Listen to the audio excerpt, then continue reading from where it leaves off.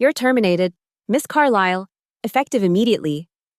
Not in a quiet office, not via email, but in the middle of an employee recognition ceremony at the Langmore Hotel, in front of 200 people, with the CEO standing on stage, microphone in hand, as if he'd just announced an Oscar winner.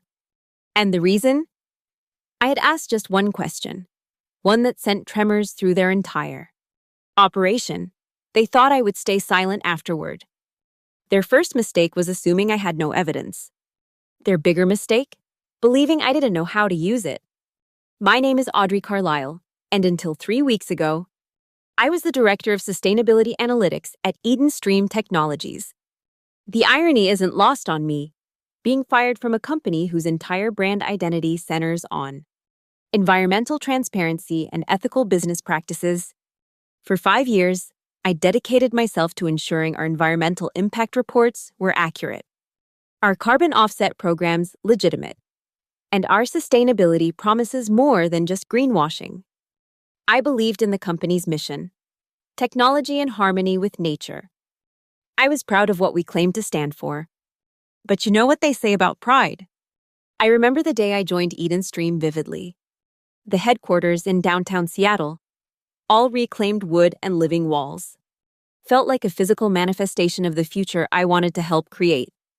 CEO Carlton Reeves had personally welcomed our orientation group, speaking passionately about how technology companies had a special responsibility to lead environmental stewardship. Data centers consume more electricity than some small nations, he'd told us, pacing energetically across the stage. Our industry talks about disruption. Let's disrupt the assumption that growth must come at the expense of our planet. I'd nearly applauded. 5 years and countless spreadsheets later, I still believed in that vision. What I no longer believed in was the man who'd spoken those words. I can still feel the weight of 200 pairs of eyes on me. The sudden silence after Carlton's announcement hung in the air like toxic smoke. My colleagues' expressions morphed from celebration to shock to that peculiar mix of pity and relief that comes when someone else is the target. The annual achievement awards at the Langmore had been going so well up until that point. The evening had started with such promise.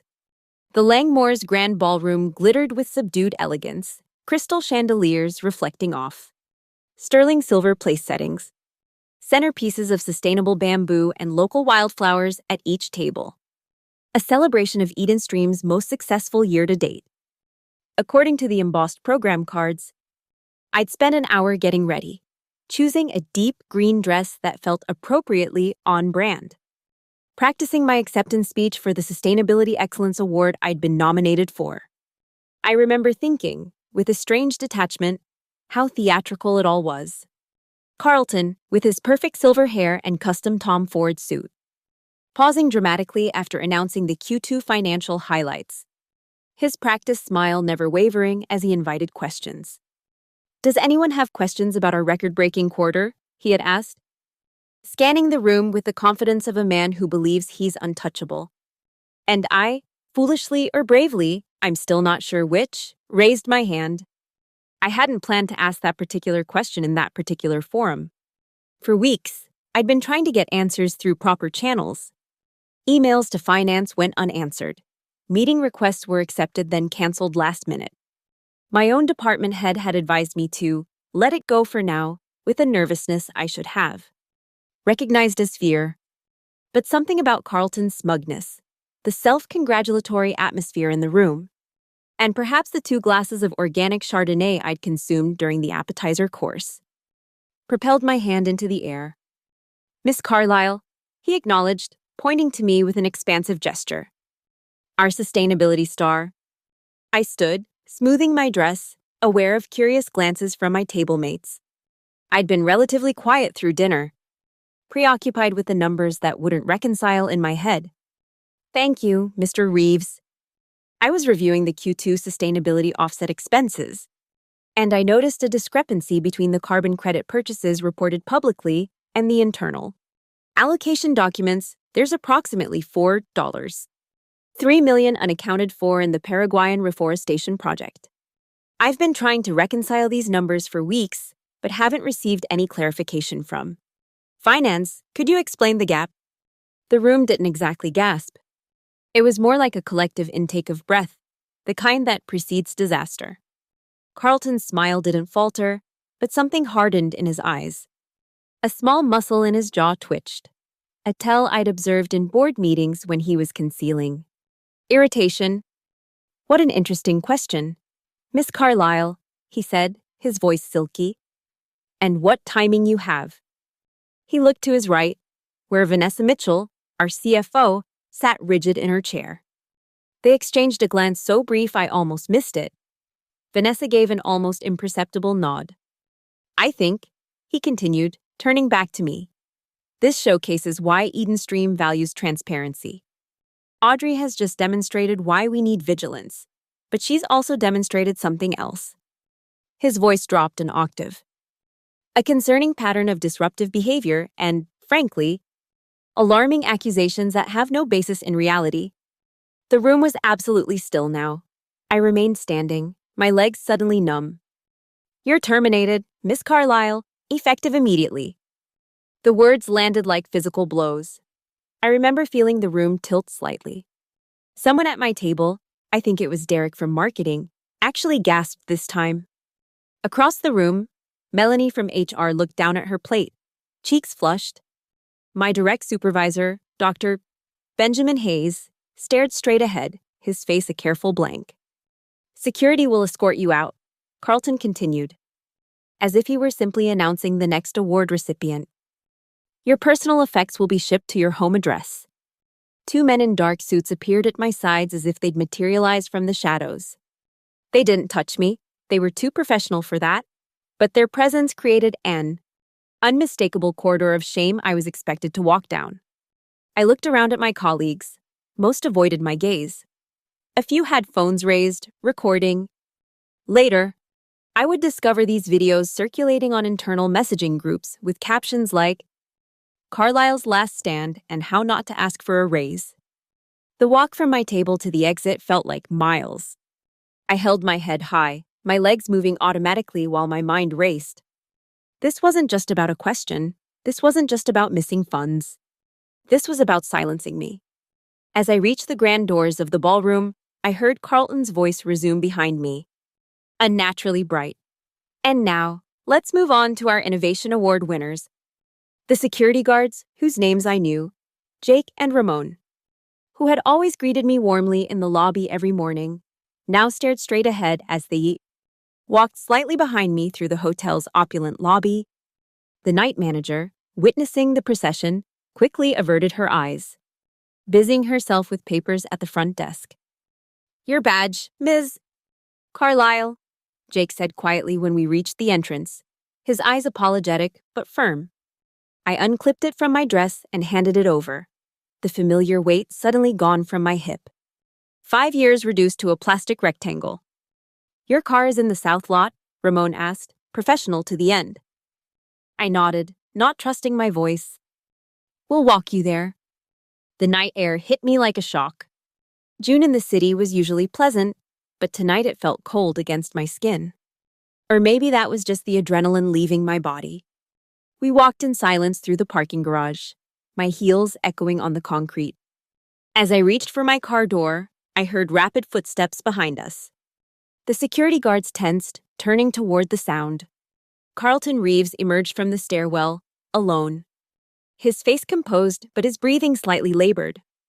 The stairwell door swung shut behind him with an echoing bang. I'll take it from here, gentlemen, he said to Jake and Ramon.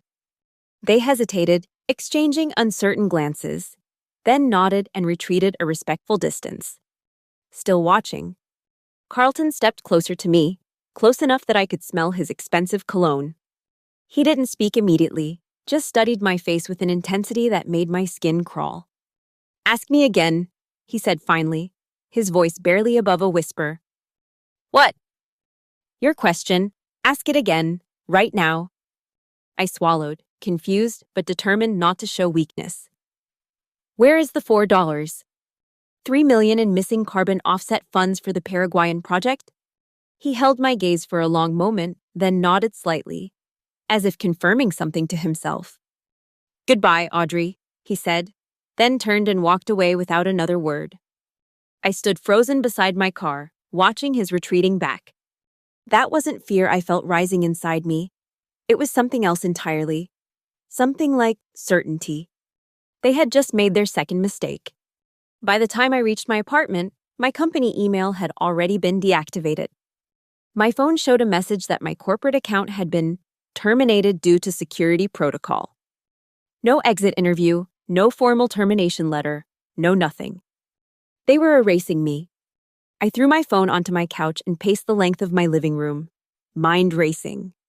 This wasn't just an improper termination, this was panic. I'd seen it before when companies faced exposure, the immediate lockdown, the character assassination, the rush to control the narrative.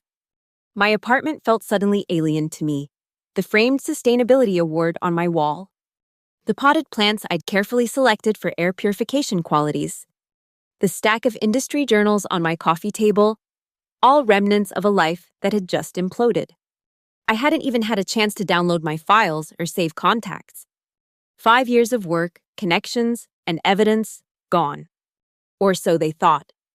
My personal laptop sat on my dining table, innocuous in its worn familiarity.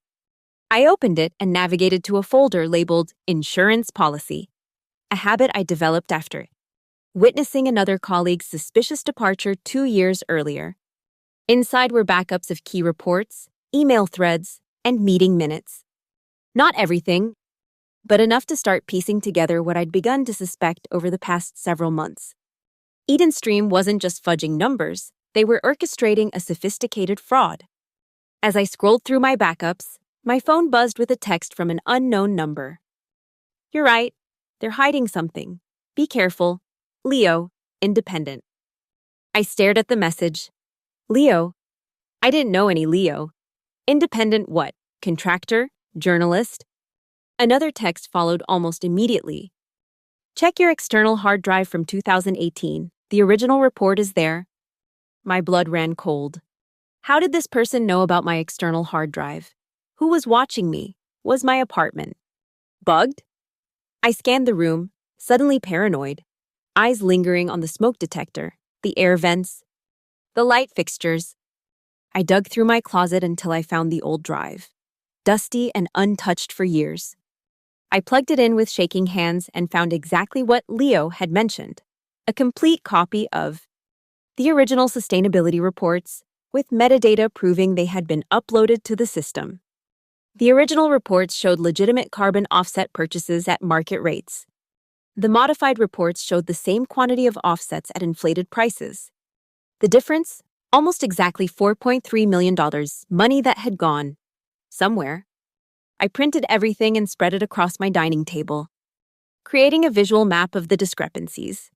Yellow sticky notes marked inconsistencies. Red ones highlighted suspicious edits, blue ones posed questions. As I connected the dots with colored string, a technique I'd learned in a forensic accountings workshop, patterns began to emerge. At 2:17 a.m., as I was cross-referencing dates, my phone buzzed again. They did the same to me. Check file Eden Stream, Q2, Sustainability, Oversight, it has your ID on it.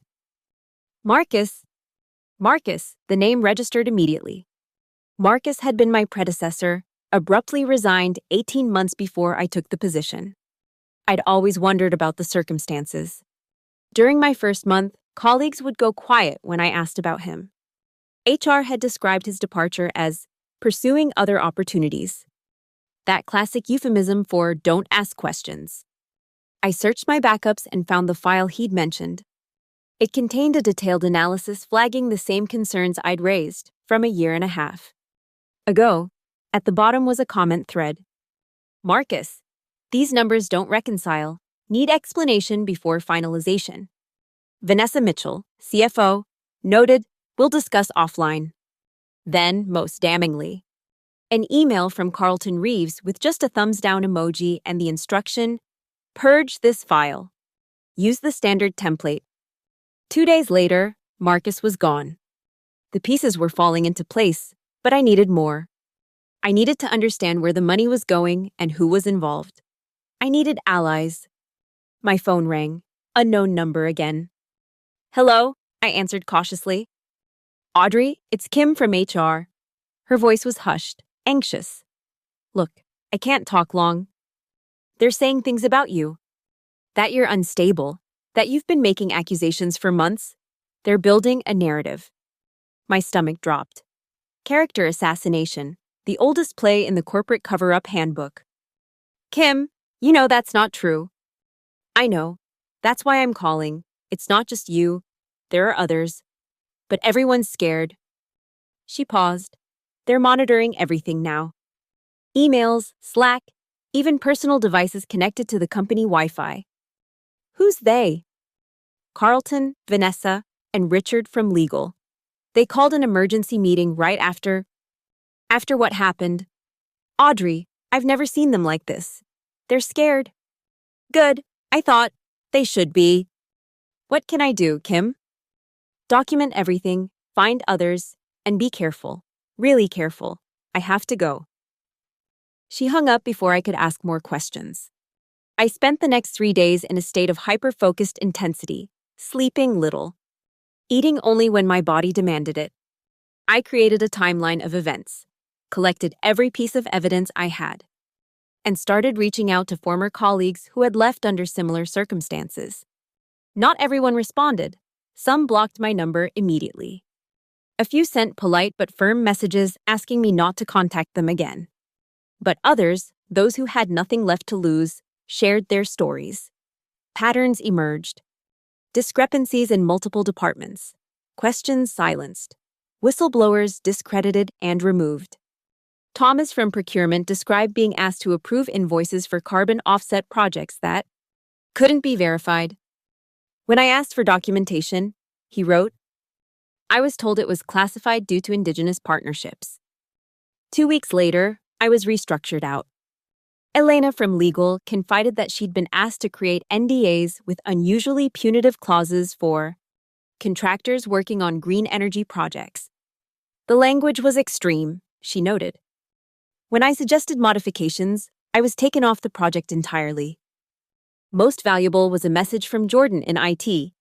They've been altering historical records. I was ordered to modify database timestamps on sustainability reports. Check version histories carefully. Then, on the 4th day after my public termination, I received an email from Jessica Winters, a financial reporter I'd met at an industry conference. Heard you're now Eden Stream's ethical whistleblower, Carlton's exact words in yesterday's emergency shareholder meeting. Interested in telling your side? Off the record for now. Carlton had used those words. He'd practically confirmed there was something to blow the whistle on. I called Jessica immediately. I've been following Eden Stream for a while, she said after I'd explained the situation. Their sustainability claims always seemed a bit too perfect. But going after Carlton Reeves is serious business. The man has connections everywhere. I need to be careful here, I told her. They're already trying to paint me as unstable. Understood, she replied. But if what you're suggesting is true, that a publicly traded company is falsifying environmental reports and potentially misappropriating funds, this is huge. I can help, but I need more than suspicions. I have documents, I said, but I need to understand where the money is going. I have pieces, but not the whole picture. Let me do some digging on my end, Jessica offered. In the meantime, keep collecting evidence. And Audrey, watch your back. That night, I received another anonymous text. Company Slack is exploding. They're trying to trace every file you might have accessed. CFO asking if anyone knows what you sent and to whom.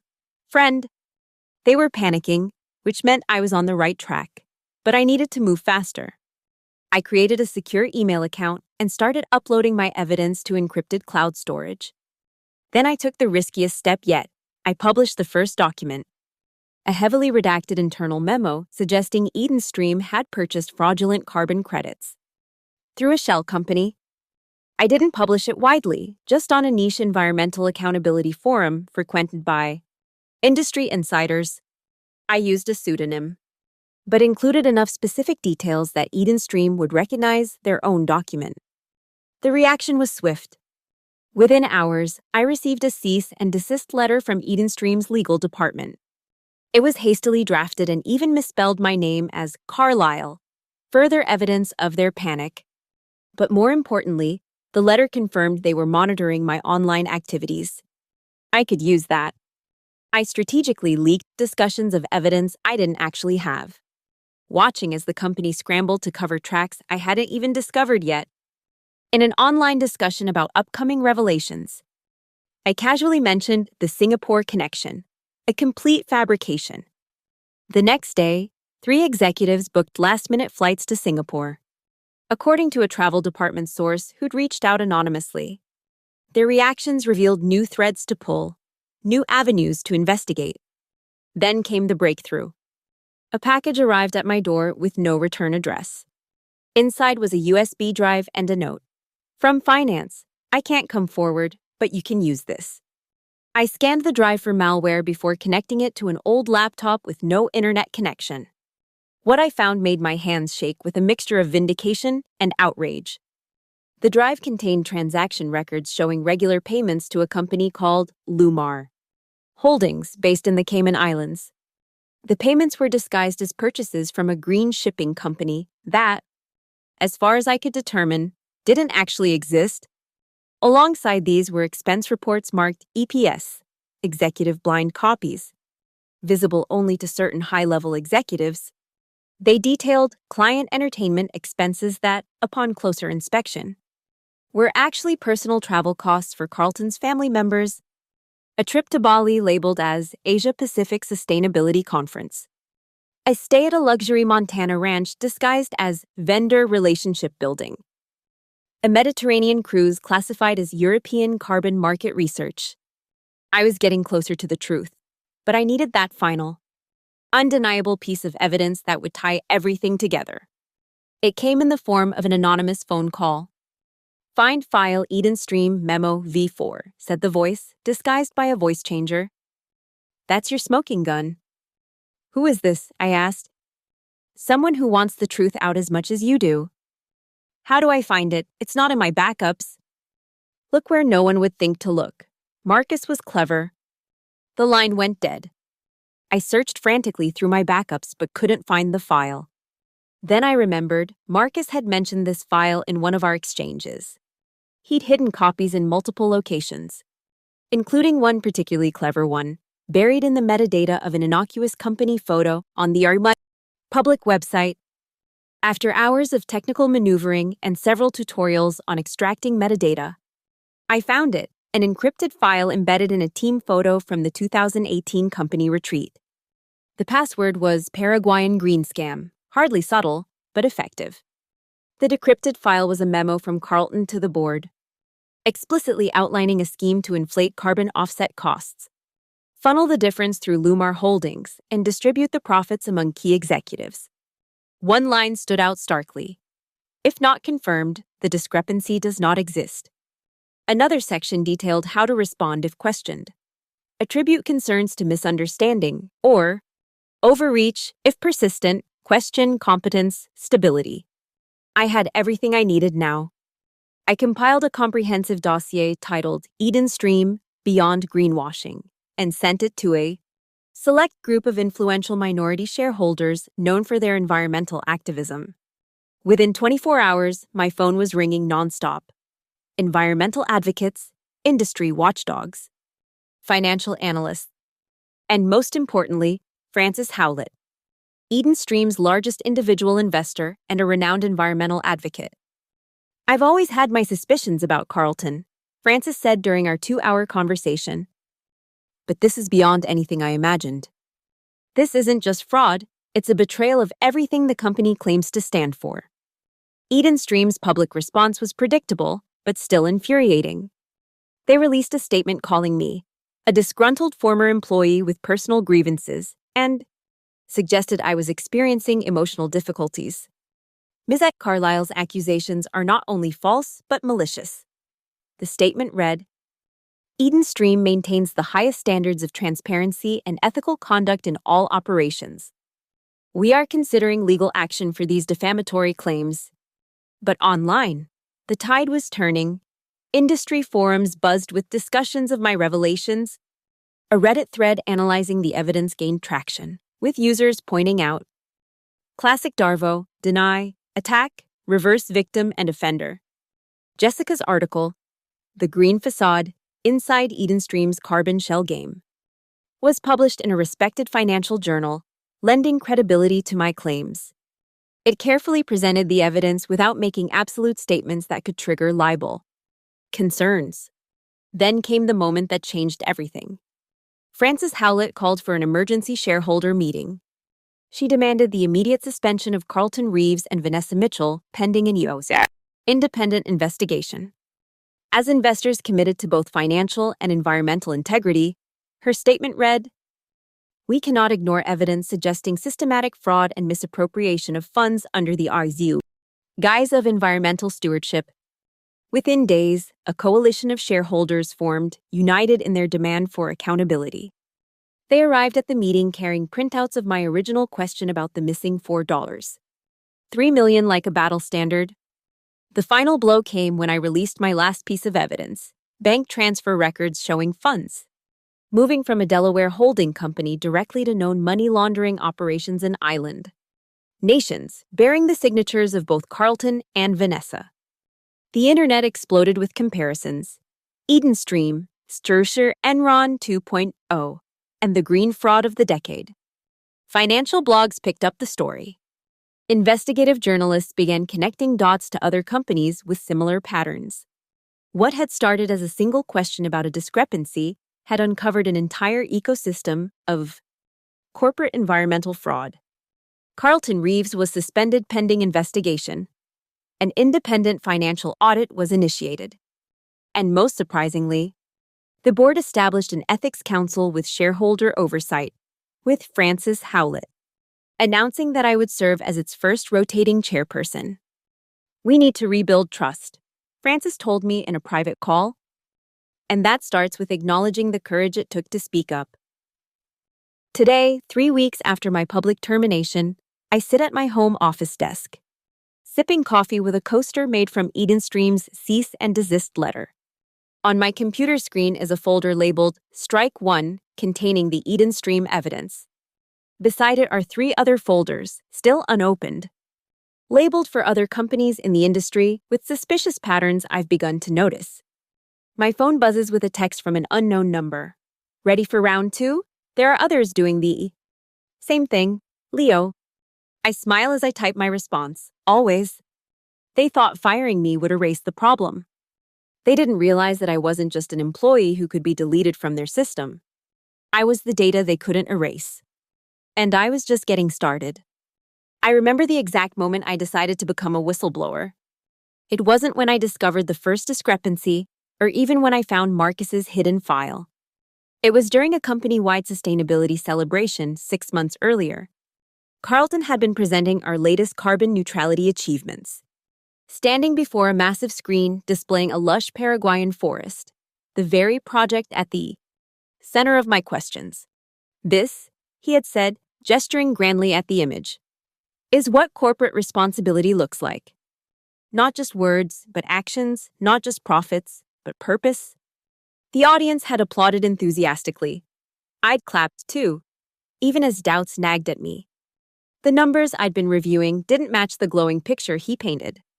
After the presentation, I'd approached him with what I thought was an innocent question about reconciling some figures. Details. He'd laughed, clapping me on the shoulder. "That's why we have you, Audrey, always keeping us honest." It was the look that passed between him and Vanessa, standing nearby with a champagne flute, that first triggered my suspicions. A flickering glance of, was it concern, annoyance, something that didn't match his jovial tone? That night, I'd started digging deeper, looking not just at the numbers themselves, but at the patterns of changes. Who had access? When modifications were made, the more I looked, the more disturbing the picture became. Eden Stream Technologies had built its entire reputation on environmental leadership. We charged premium prices for our services because clients believed they were supporting genuine sustainability efforts. Our stock price had soared on the strength of our green credentials. It was all a carefully constructed illusion. In the weeks following my termination, as the scandal unfolded in the media and boardrooms, I received dozens of messages from current and former employees. Some offered support. Others shared their own stories of being silenced. A few apologized for not speaking up sooner. "I knew something was off," wrote one engineer, "but I had kids in college. I couldn't risk it." I understood. I didn't blame them. The system was designed to make silence the safer choice. But systems can be changed. The morning after the emergency shareholder meeting that suspended Carlton and Vanessa, I walked into the federal building and met with SEC investigators for 5 hours, providing every document, email, and recording I had collected. "This is exceptional work, Ms. Carlyle," the lead investigator had said, reviewing my evidence. "This level of documentation. It's rare to see something this comprehensive from a whistleblower."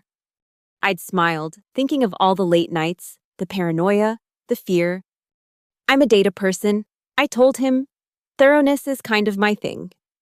Later that day, I met with Frances Howlett at a quiet cafe several blocks away. She was smaller in person than she appeared in media photos, but her presence was commanding. "The board wants to offer you your position back," she said without preamble. With a substantial raise and guarantees of autonomy, I nearly choked on my tea. "Are you serious?" "Entirely. The shareholders see your actions as heroic, not disloyal. And from a practical standpoint, having you visibly reinstated would help rebuild public trust." I considered the offer. The financial security was tempting after weeks of uncertainty. But something didn't feel right. "What about systemic change?" I asked. This wasn't just Carlton and Vanessa. The board approved these reports for years. The auditors missed these discrepancies or ignored them. What's changing structurally? Frances smiled, a slow, approving smile. "That's exactly why we need you, Audrey. The Ethics Council I proposed isn't just window dressing. It would have real oversight power, real independence. And as its first chair, you could help design its structure. I'd need to see that in writing, with specific authorities outlined." Of course, I'd expect nothing less. She slid a folder across the table. "These are my initial proposals. Take your time reviewing them." As I flipped through the documents, one section caught my eye: a whistleblower protection program with anonymous reporting channels and an independent review process. "This is comprehensive," I admitted. "It needs to be. What happened to you can't happen to others." Frances leaned forward. "Audrey, greenwashing isn't unique to Eden Stream. It's endemic in corporate America. Companies make environmental promises they have no intention of keeping. They manipulate data. They create the illusion of progress while changing nothing fundamental." "I know," I said quietly. "We have an opportunity here. Not just to fix one company, but to create a model others will be forced to follow." Her eyes were intense. "Are you in?" I thought about it for a long moment, about the risks, about the work ahead, about what real change might require. "On one condition," I said finally. "The council has access to all financial and sustainability data. No exceptions, no special permissions required, complete transparency." Frances extended her hand. "Deal. Today marks my first official day as chairperson of the Eden Stream Ethics Council. My new office overlooks the same Seattle skyline, but everything else has changed. The interim CEO, previously the head of R&D and untainted by the scandal, has publicly committed to a total reformation of company practices. The stock price is recovering slowly as investor confidence rebuilds. 3 board members have resigned. The independent audit continues to uncover the full extent of the fraud. And across my industry, other companies are announcing enhanced transparency initiatives and accountability frameworks. Preemptive moves to avoid becoming the next Eden Stream. It's a start. As I settle into my new role, I open an email from Marcus, who has finally agreed to speak on the record about his experiences. "Congratulations," he writes. "They never imagined firing you would lead to this. Poetic justice at its finest." I smile as I type my response. Sometimes the data you try to erase is exactly the data that erases you. Then I open the file containing the new sustainability reporting standards I've drafted. They're rigorous, exacting, and meticulously designed to prevent the kind of fraud I uncovered. They thought silencing me would protect their secrets. Instead, it gave me a megaphone.